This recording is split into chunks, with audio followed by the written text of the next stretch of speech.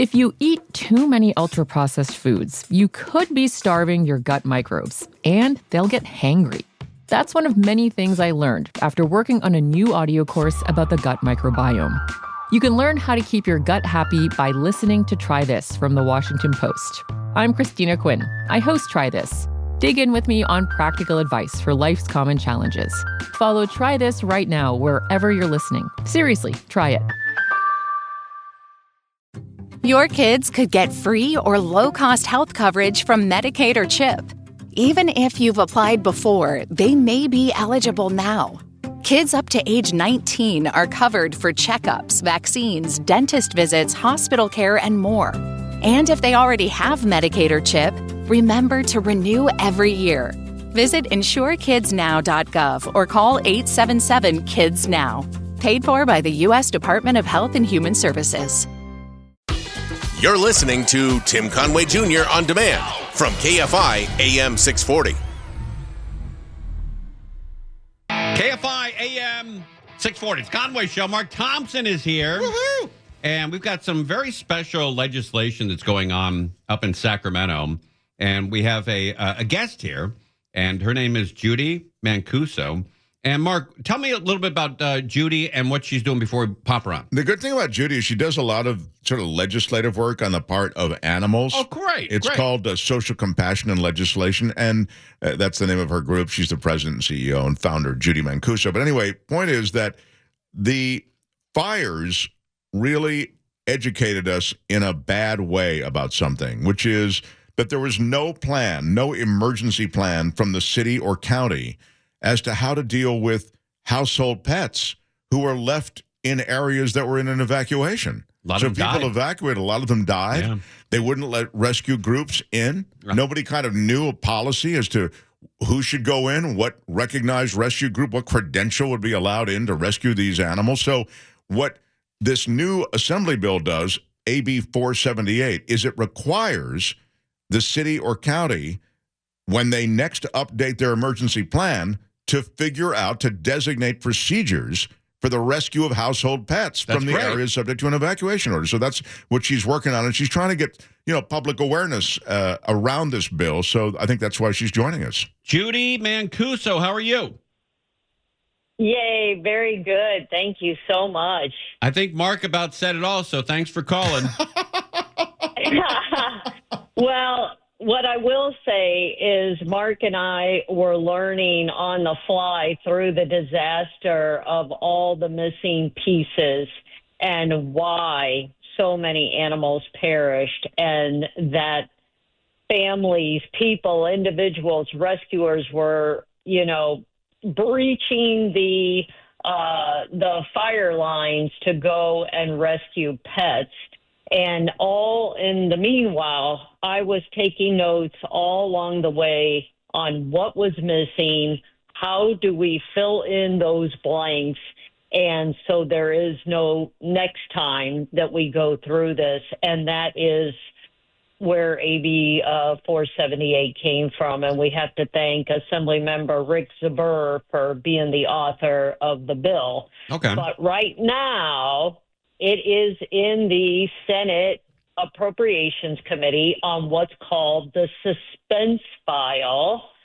And the reason I wanted to raise awareness is because the Department of Emergency Services has put a price tag around its neck of $688,000 a year for 3 new positions, which can kill the bill. I mean, you go through this process where you go through both houses.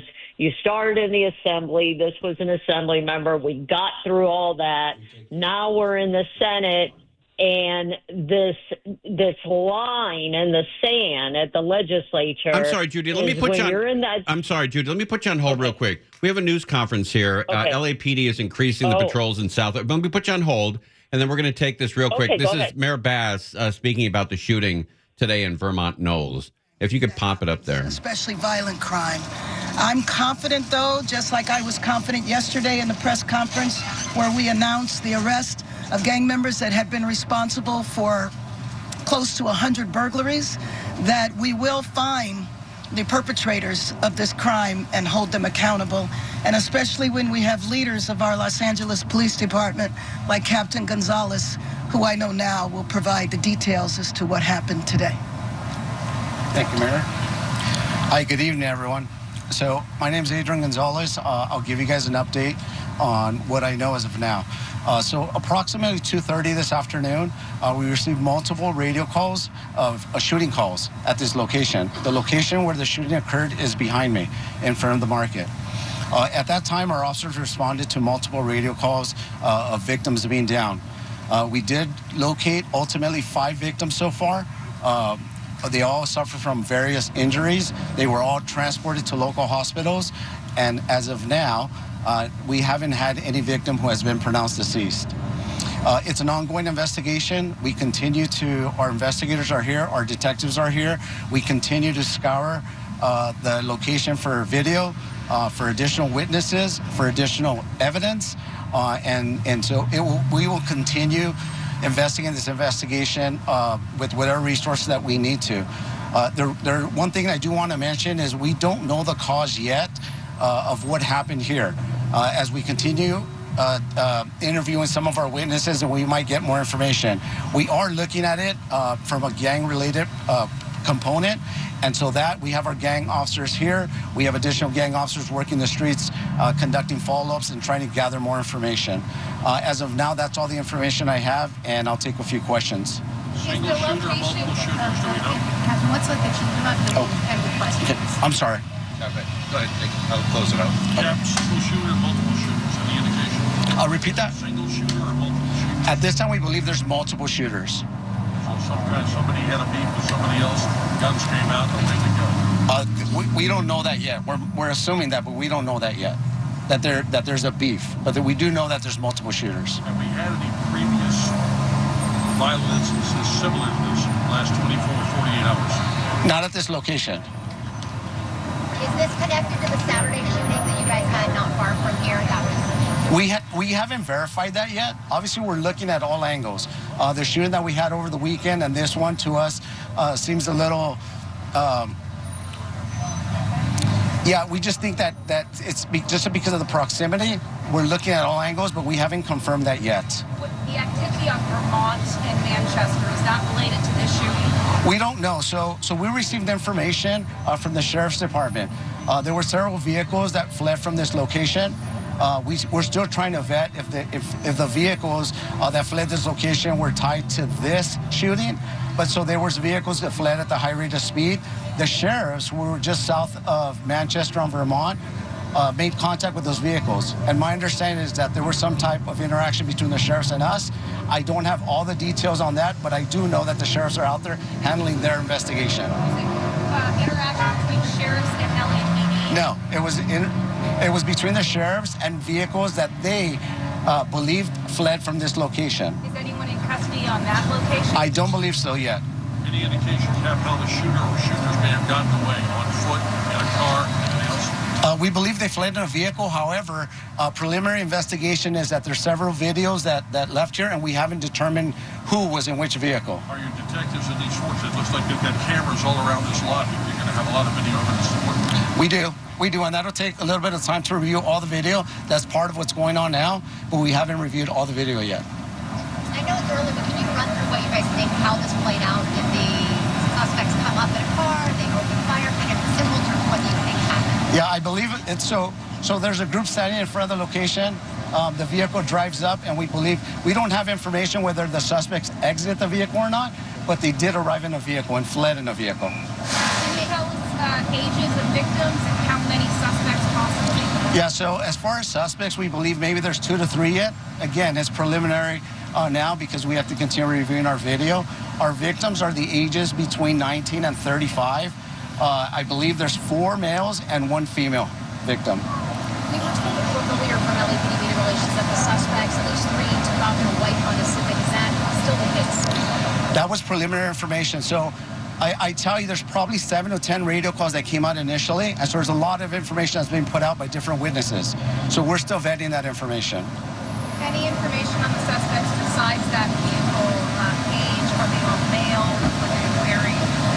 Yeah, we don't have that information at this moment. And all of your victims were just standing outside. Is that when your suspects pull in to get open fire? Yes, based on the preliminary investigation and witnesses that we have spoken to so far, that's what we believe at this time. Can you talk about perhaps something the chief and mayor, large presence in City Hall here, the importance of keeping the peace? You don't want this to get out of hand with your gang activity, with blasting each other. Please talk about it. Of course, we're always trying to keep the peace. So moving forward, I do have a bunch of gang officers out there right now just trying to make sure that they make the community feel safe. We have additional regular patrol officers who are doing the same. For the next week at least, we'll reassess after the weekend. This is going to be Labor Day weekend, might be busy, but at least for the next week, we will have additional resources in and around the area. Not only here, but obviously bordering a 77th Division to make sure that the public feels safe. Do you have any intel? I know you guys are all over the place. You've got ears on the ground. Intel that there's bad blood behind your we don't have any definitive intel. Obviously, like if we're looking at this investigation as being gang related, we're looking at that angle. There's a lot of different angles that we can look at it. That's definitely one angle that we're looking at, and so we'll continue interviewing witnesses, and hopefully we can get additional information that confirm or prove that that's not the case. You're welcome. Thanks, Jeff. I'll say a couple of words here. Just, if I could, thank you all for being here and being able to allow us to share what happened with the public. You look at this shooting occurred about 2:30 this afternoon. There's a school right across the street. That's the time generally that the school is letting out. The senselessness and the callousness of where they did it and when they did it, it should really hit all of us.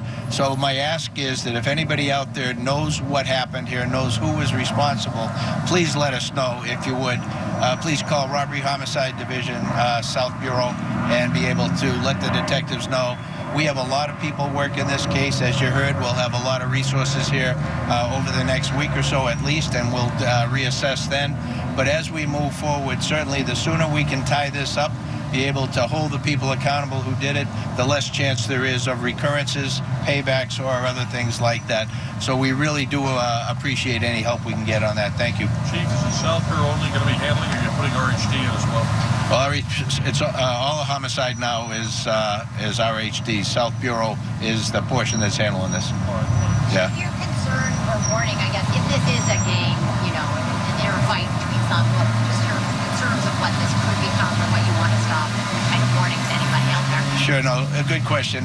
Always concerned about retaliation shootings, and as such, we try, as soon as we identify what potential gangs were involved, we put our people and our resources in the right place to create a deterrent effect and to use the intel that we have to be able to hold people accountable and to do what we can to disrupt that kind of activity.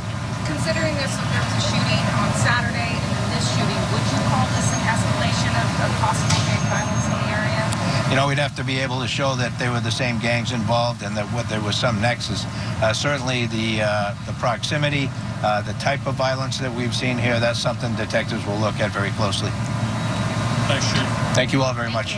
All right, you've just been listening to a press. All right, that's the press conference that about the shooting that happened around 2:30. They said 4 men, 1 woman were shot. The age ranges are 19 to 35. 2 to 3 suspects pulled up in a car. Could be gang related. Probably is. Multiple shootings. They don't know if there was some bad blood before.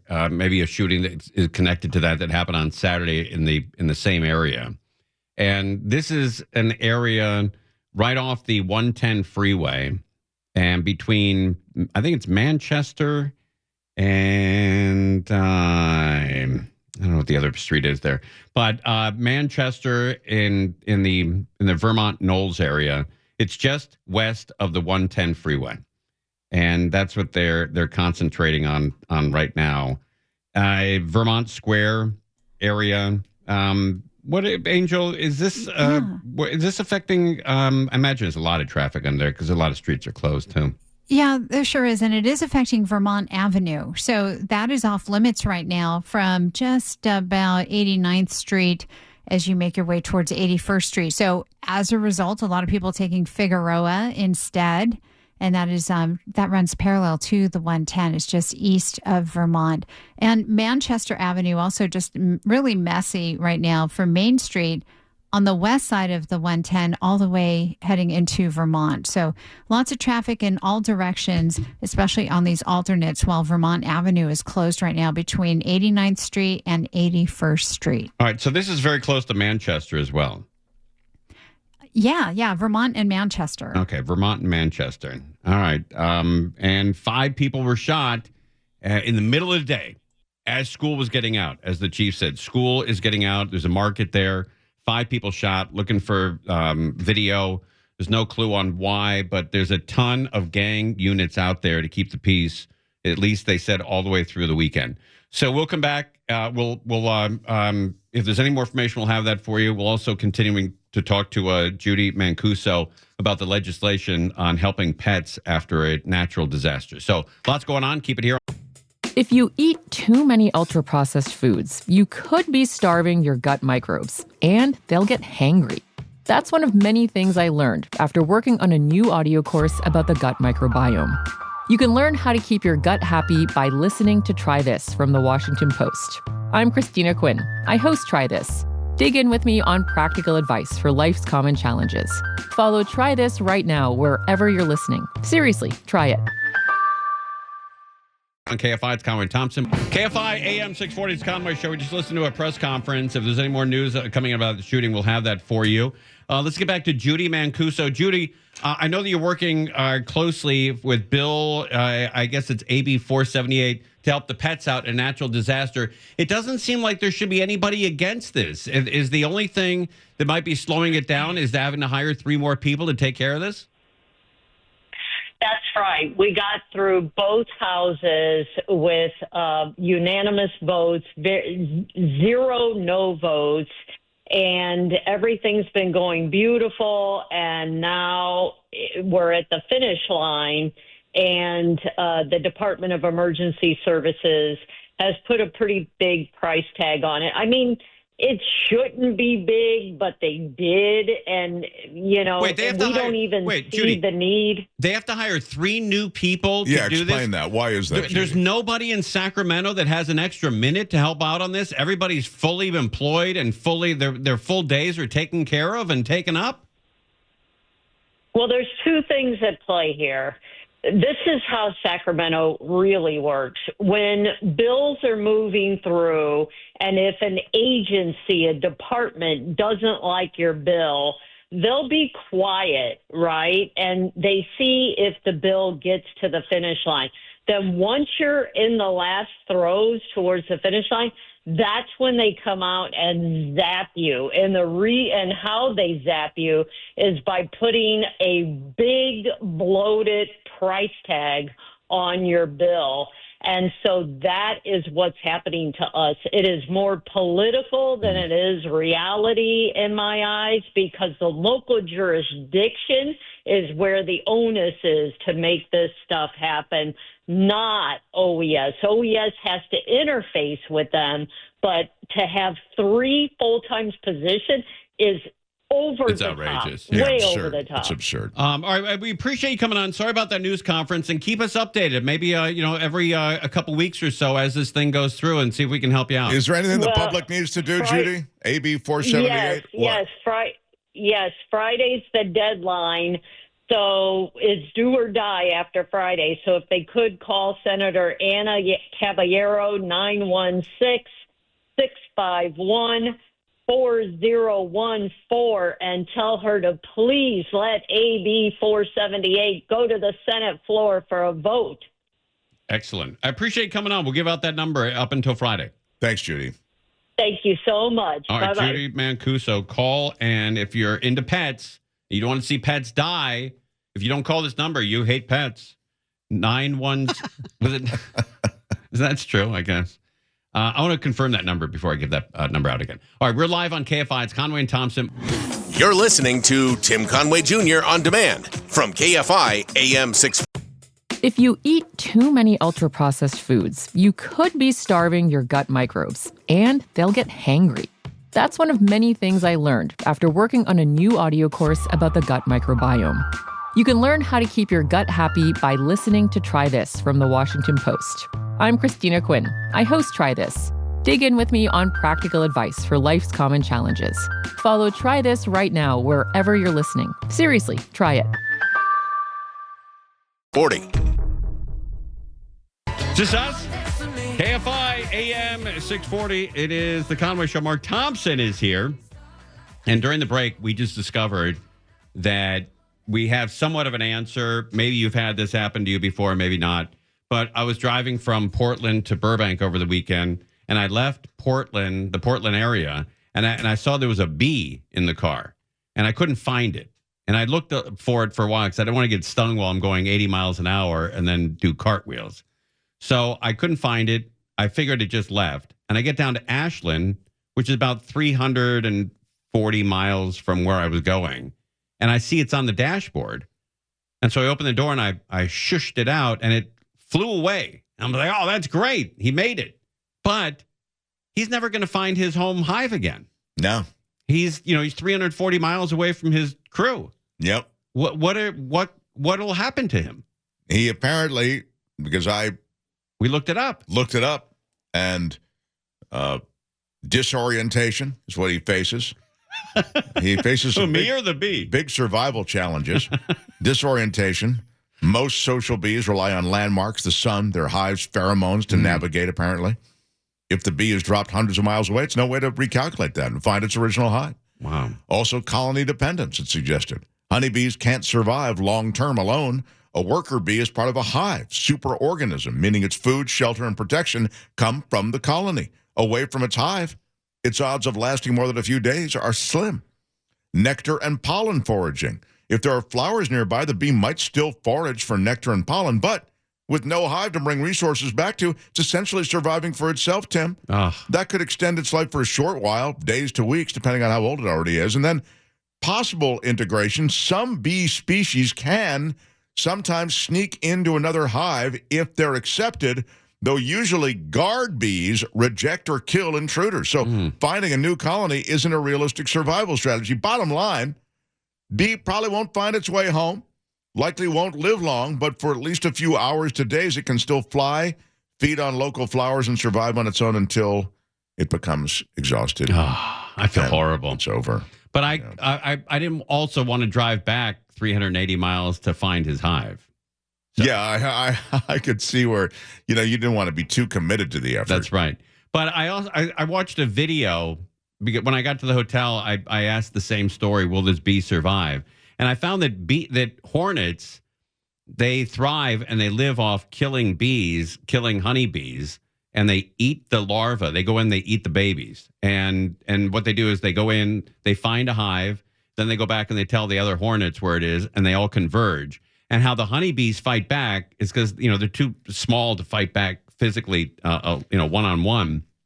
They gang up on the hornet, and they heat their bodies up. They surround the hornet, and they heat their bodies up to 117 degrees, and it burns the hornet alive, the wasp or the hornet alive. But at 118, the bee would die. So they got a very little wiggle room. No margin for error. But they don't ever go over 117. Wow, that is great knowledge. They keep it at 117. So I love that 20 fact. bees will put their 117-degree body on this wasp and kill it. So that's a honeybee that would do that? Yeah, honeybees. Wow. But at 118, one more degree and they're done.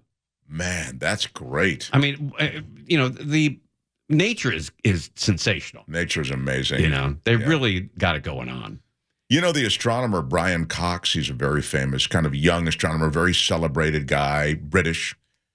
Didn't he start Supercuts? Or is that a different guy? The one that Brian Cox I know is the guy on Succession. A different guy. Yeah. Anyway, he says, to your point about nature, that the things that had to come together to make for this planet, the kind of evolution that had to come together, all of these chemical reactions over these millions of years, electrical reactions, chemical reactions, the geological reactions, all these things had to come together to give us this power of thought, of reflection, of a sense of ourselves in the universe.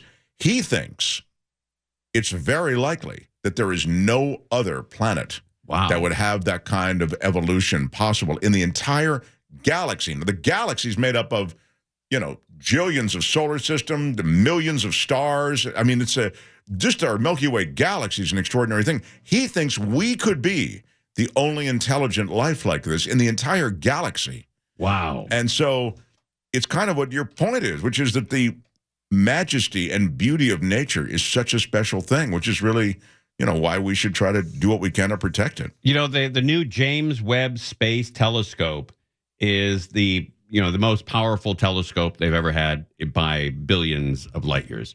And it focused on a little tiny area of space, the size of a dime. If you were holding a dime 25 miles from you, that's how small the space is. And in that little tiny space, they found a planet or a star in the 1,800 galaxies are in that little tiny space that's 13 billion light years away. So when we see that, the light left that star before this solar system even existed. That's wild. And now we're just seeing it. That is so wild. if that star burns out, we still see the light for another 13 billion years. Isn't that crazy? Yeah, you're looking back in time when you look into the night sky. It is. Space is unbelievable. Yeah. I mean, just the rules that are broken. Like if you're 18 billion light years away from Earth, and you took a telescope that's powerful enough to see Earth, you would see Earth. If it was 200 million years ago, if you saw Earth, you would see dinosaurs. Right. It's extraordinary. It is extraordinary. It's unbelievable. And then the people who hate space have just turned on to ESPN or Fox. They're like, F you with space. I don't get it. I don't want to get it. Well, it's science. It's really fascinating. All right, we got to take a break here. We got bad news with Hostess and Ding Dongs. No. We've got some bad Ding Dong news. You have a special Ding Dong correspondent on this show? It seems like you should. Yeah, Tuesdays at 6:50 we do a Ding Dong report. Come on. All right, it's Conway Thompson. KFI AM at 640. It is the Conway Show. Mark Thompson is here. Woohoo! And before we get into these horrible story about the Ding Dong, you have a very popular show on YouTube. Thank you, pal. It's called the Mark Thompson Show. We do a lot of news and politics and stuff. So, is it just you, or is it also Brian? There's no Brian. It's just I'm the other Mark Thompson, not the Mark Thompson from Mark and Brian. I get confused. Yeah, people do make that mistake, but he's immensely talented and far wealthier and more successful than am I. But what is how many listeners you up to subscribers? We have 132,000. Wow, that's great, dude. You were 114 last time I checked. Yeah, it's really things are clacking along. So you got the 100,000 viewer plaque. Yes, I got the big plaque behind me. It's in every shot, and it's fun. It's fun. I'll tell you and my KFI family, I'm getting tired. So even as I do it, I feel I'm pretty diligent. You know me, I'm pretty diligent, like pretty serious about stuff. But I could use a couple of days off every week. To make a success, I was just talking to Belly about this. In my opinion, to make a very successful YouTube channel like you have to put something out every day. Yeah. If you miss a day, they get after you. Yeah, and you have to, there's a lot of other stuff, like we put out shorts, that are really cut downs of stuff, conversations we've had. You have to do those. Those are kind of promos. And so there's a lot of care and maintenance of a YouTube channel that you're right has to, and then you just have to take care to do a good show every day. I mean, there are hills and valleys. Some things going to be better than others, but you just have to kind of maintain a standard. So yeah, it's the Mark Thompson Show. It's on YouTube, and it was also on the iHeartRadio network and on Spotify. We're an audio podcast also. So it's very successful, buddy. Thanks. Thank you. Bad news with Hostess. They're recalling Ding Dong. Oh no, this is. How can this not be the lead story on this show? Due to potential mold contamination. Oh, my God. Some Hostess Ding Dongs sold in the United States are being recalled because the potential of the product may be contaminated with mold. What does that mean? It's been lying around in the warehouse for too long? I thought they just taste like mold anyway. And so you're buying. It wasn't clear what states or retail stores were impacted. Oh, wow. That's cool. Thanks for the info. Yeah, However, the affected products have a best buy date of August 30th through September 3rd of 2025. And they said, we're committed to your health and safety. That can't possibly be true. The guys making Ding Dongs are committed to your health? To the point that, there's nothing even when the ones without the mold that is good for your health. I love when people come to your events and they bring ding-dongs That's right. with them. Yeah. It's sort of a cool thing. It says, hostess says, we apologize for any inconvenience it may have caused you. And then they show a ding-dong right there. You see that? Oh, yeah, there is. Ding-dong. Yeah. Whenever I see him at Walmart or Target, I always yell that out. Ding-dong. I hope that's true. Yeah, I do. And my wife's like, look, can you take a separate cart and buzz around? It's embarrassing. It's funny when people come on the line, like Alex Michelson, we did a thing with him when I was filling in for you, I guess, last week. I'm trying to think of when it was last week. And then out of nowhere, Alex goes, ding dong with you. I'm thinking, wow, I forgot. I mean, it's just so funny because I'm so used to you saying it, that it's very, very funny to hear guests say it. Do you know how does he spell his first name? E-L-E-X. Yeah, right. Alex. Yeah. It's kind of a cool way to spell it. It is. Yeah. And he left Fox. Now he's going over to, I can't say. I don't know where he's going. Yeah. He's going to. He says he's going to someplace very exciting or something very exciting. Yeah. I think he's going to the new MSNBC, but he won't admit that or deny it. He actually does deny it because I can't tell you where I'm going. Oh, did you guess? I think you're going to, what do they call that? MS Now or something? Yeah, MS Now. Yeah. And he said, look, he goes, you'll be the first one I call when I can tell everybody where I'm going. And I said, buddy, look, I barely care where my family is. Don't make me your first call. Is that what you're saying? Yeah, you can set your mom and dad as the priority. Put me down as an also ran. Yeah, that's right. Just put me in the email blast, okay, buddy? Don't worry about calling me. But he's off to a brand new start. He's a talented guy, man. I think he recreates himself every 5 to 10 years. Yeah, he's very talented that way. He's a tall, good-looking dude. He knows his stuff. He's a good anchor. So he's young too. How old do you think he is? I'm gonna guess I'm gonna say he's 38. Yeah, right around there. Is it? Yeah, 37, 38 years old. Yeah. It's remarkable. pretty great what he's done. He's got a lot of road ahead of him. That's right. And he works his ass off. There's nobody who works harder than that guy. Yeah, so true. Tomorrow, another guy works his ass off. But he doesn't have a statue at Fox 11 the way I do. Wait, you have a statue? In the lobby. No way. Yeah. Like, you see the Kobe Bryant statue out in front of... you have one? In front of Crypto? I was the number one newscast. I was the number one personality on that station, Tim. I didn't know that. Yeah, huge... a bust? Statue. And a full statue or a bust, or what is it? I'm going to tell you honestly, I'm told that they moved it out of the lobby. It's been a while since I've been over there at Fox 11. Right, okay. But anyway. They should give it to you. Yeah. You're the kind of guy that would put it up in his house. I got... Well, I take that as a compliment. It is a compliment.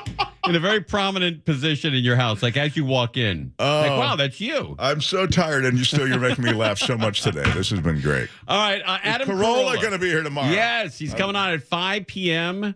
He's doing a show in Torrance. I should have the date on that.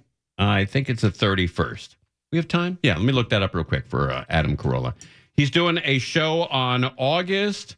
let's see, AdamCarolla.com. Yeah. All right, AdamCarolla.com. Go to AdamCarolla.com and click on, he's doing a show on August 31st in Torrance. 2 shows. The 7 o'clock show is sold out. The 9 o'clock show, there's tickets for that. Adam Carolla stand-up comedy. It's going to be at the 4525 Calle Mayor. Cal Mayor. Well, this is a dream plug right now, what you're doing. I guess so. You're spelling out the... I don't know what... address? Yeah, one night only, 7 to 9 p.m. Wait, just have people go to AdamCarolla.com if they want more information. I know, but I don't know that... Oh, Mom Said Yes is the name of the place. Mom Said Yes. And the 7 o'clock show is sold out. The 9 o'clock show is still available. But the important thing is that tomorrow is going to be on your show. That's right. Yeah, on KFI. Yeah, I want to talk to him also about... I listened to a couple of his podcasts, and they're great. Very funny. He's very funny. Very funny dude. Yeah. So tomorrow at 5 o'clock, Adam Carolla, right here on KFI. Buddy, thanks for coming by. The Mark Thompson Show on YouTube. Thanks, pal. All right, you're a big star. Get some sleep. Thank you. All right. We're live on KFI. More with... no, Mo Kelly is not in. Who's sitting in for Mo? It's going to be Chris Merrill. Chris Merrill, the whole crew, next on KFI AM640. Conway Show on demand on the iHeartRadio app. Now, you can always hear us live on KFI AM 640, 4 to 7 p.m., Monday through Friday, and anytime on demand on the iHeartRadio app. If you eat too many ultra-processed foods, you could be starving your gut microbes, and they'll get hangry. That's one of many things I learned after working on a new audio course about the gut microbiome. You can learn how to keep your gut happy by listening to Try This from the Washington Post. I'm Christina Quinn. I host Try This. Dig in with me on practical advice for life's common challenges. Follow Try This right now wherever you're listening. Seriously, try it.